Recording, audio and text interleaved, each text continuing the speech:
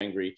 Now, do you think Biden's going to take that step to him and Schumer to end the filibuster so they can pack the court? Do you think that's even possible? I know a couple of Democrats said they wouldn't allow that, but can they put pressure on them?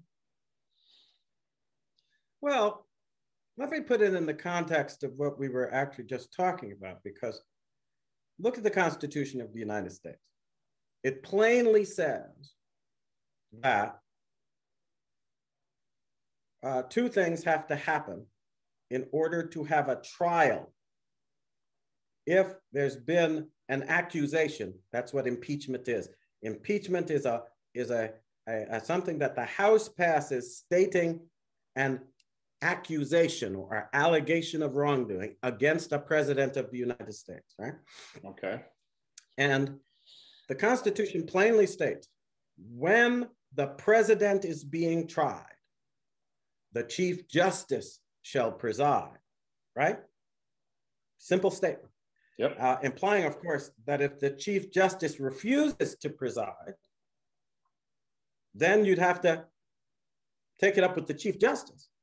And if you had enough support, I guess you could impeach and remove the Chief Justice.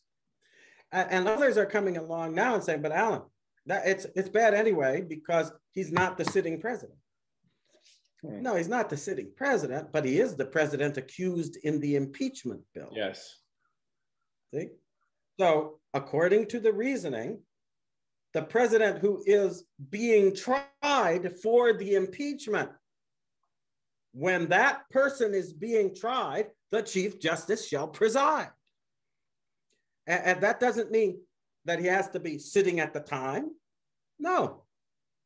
But the worst of it is, if you don't pay attention to the whole thing, you end up saying that it's okay for the Senate to disregard what is said about what happens when the president is being tried, because Donald Trump is being tried by the Senate as a private person now because he's not in office anymore.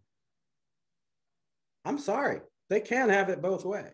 Right, it's contradicting. If he is being tried as a civil officer, the highest civil officer, in fact, then he must be treated the way the Constitution says that civil officer must be treated. If he is being tried as a private person, then the United States Senate has no authority whatsoever to try him. It's a very good point. They are only given authority over civil officers. They are not given authority over private persons. And that's important because the Congress is always going to be more factional, more partisan, more political, because elections are often about dividing the House, one group against another, or one group different from another because of policy disagreements or whatever. Do we want to create a situation in which whatever happens to be the will of the majority that happens to be in control of Congress, they can pick out individual citizens and have trials in Congress on a partisan political basis rather than on the basis of the laws and the Constitution? Is this what we want? Because that's what they do in communist countries. It's what they did when Stalin ruled, when Mao ruled. Are we going to let them turn this country into that kind of absolutely unbridled totalitarian despotism? Because that's what trying Donald Trump without respect for the constitutional provision is getting us into, the trial of private individuals by the Congress of the United States. The courts are supposed to handle that, not the Congress. And in the courts, you are to be tried by a jury of your peers, not by partisans who are against you and as an individual, as an advocate of certain policies, so that they can enforce their whims upon you and then upon, I guess, anybody they choose, since suddenly the impeachment and removal power isn't just about civil officers. It's about private individuals. The very private individuals, some of them are threatening with re-education camps and the deprivation of banking services and freedom of speech and freedom of religion. This is a disgrace, and we're watching it before our very eyes as they seek to create the false procedures by which they mean to dismantle all our liberties. And I think it's the most dangerous time this country has ever faced. So what can we do? What can... Well, we can look for all the ways. Oh, sorry, go ahead.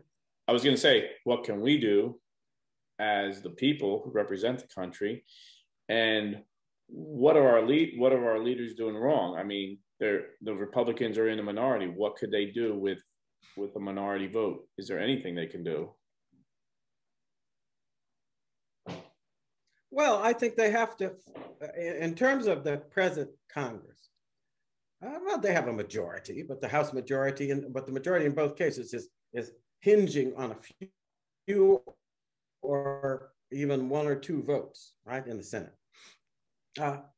It used to be the case that even though you wore different party labels, you acknowledged that there was still a common premise of justice and right, so that the principles that you reasoned from were principles common to everyone. We have a problem now, though, because there are people now, and some of them are being put in the highest office, executive offices at the national level. And they actually profess or were trained or were educated and pursued an ideology that contradicts the most basic premises of our Constitution. See, people forget that. The Constitution isn't just a bunch of words. It's words intended to achieve an objective for government that respects the principles of our American Revolution, the ones stated in the Declaration. But those principles make no sense, first, apart from the understanding that there is God and that he created the universe, right? And that in that creation, he laid out certain provisions that in our capacity as people, human beings, creatures who reflect in ourselves, not just God's will, but his very being, we are obliged to respect the provisions that he has made, the word, if you like, through which all things were made, because it's what makes us what we are. It's also what makes the cosmos what it is. So when people come along and say we're discarding all of that, they can no longer respect the Constitution because the Constitution's based on that. Don't people see this? I think a lot of Americans have forgotten this. You can't expect that the Constitution will be respected when the foundations of the Constitution have been discarded, right? It's like expecting that the house will stand when the foundations have been destroyed. Wow. It's not going to happen. And yet some people decided that we could safely put into office folks who disrespected the foundations of the country's existence. What do we do about it? Well, thank God, the positions they occupy are not the only governmental positions in the United States. We have a job to do, yes, but I think the first element of that job is about the same business that we're supposed to be exercising that they're ignoring, which is the business of being citizens of the United States with the sovereign power to elect people into our governments that reflect and represent what we believe to be the priorities, the principles, the premises of right action. And if we are still the people of the Declaration, then we need to insist that those principles be respected.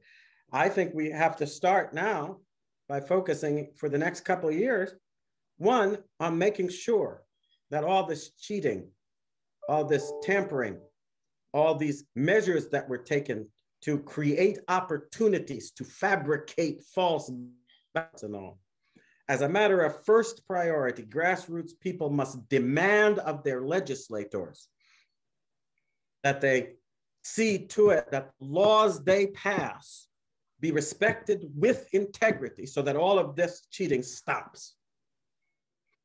I happen to believe personally that we ought to band together and forbid, have our state legislatures forbid the use of any voting machines.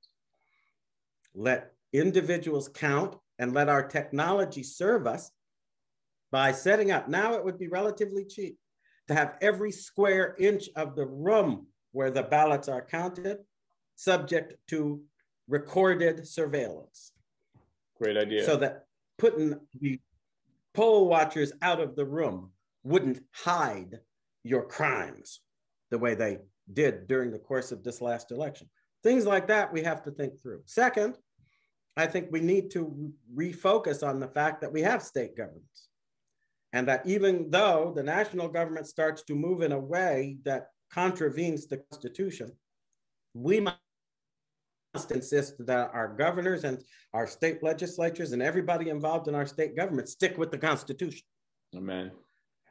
And they continue to fight in the way that the Constitution provides, which is to go to court and present your case, but also to demand that while your case is being presented, rules that you are saying are not consistent with the provisions of the Constitution be suspended in their action. Amen. That the courts can do. But that is something that the state governments individually can also insist be done. See? Because when the national government departs from the bounds of the Constitution, they are behaving in a way that has no foundation in the law.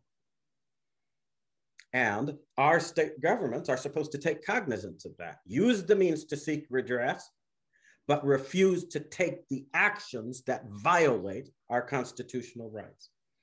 Of course, this is not what a lot of them, especially the Democrat governors, have been doing, quite frankly, but it is what a lot of the states that voted for Donald Trump, which, by the way, were a solid majority of the states, it's the way their people and their governors and their folks, some of them have behaved with conviction, but certainly a lot of the people in those states want to see their rights preserved and respected, not trampled on by some totalitarian government ignoring the Constitution.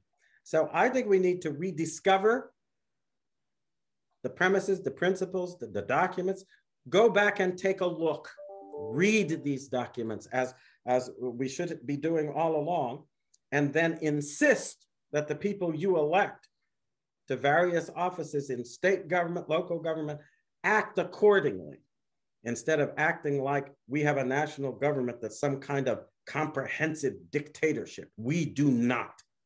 They don't have the right to dictate contrary to the laws, contrary to the rights that are provisioned in the Constitution. And we shouldn't accept it when they do. We should insist that our state governments represent the truth and not fall into line with edicts and executive orders that violate the fundamental laws of the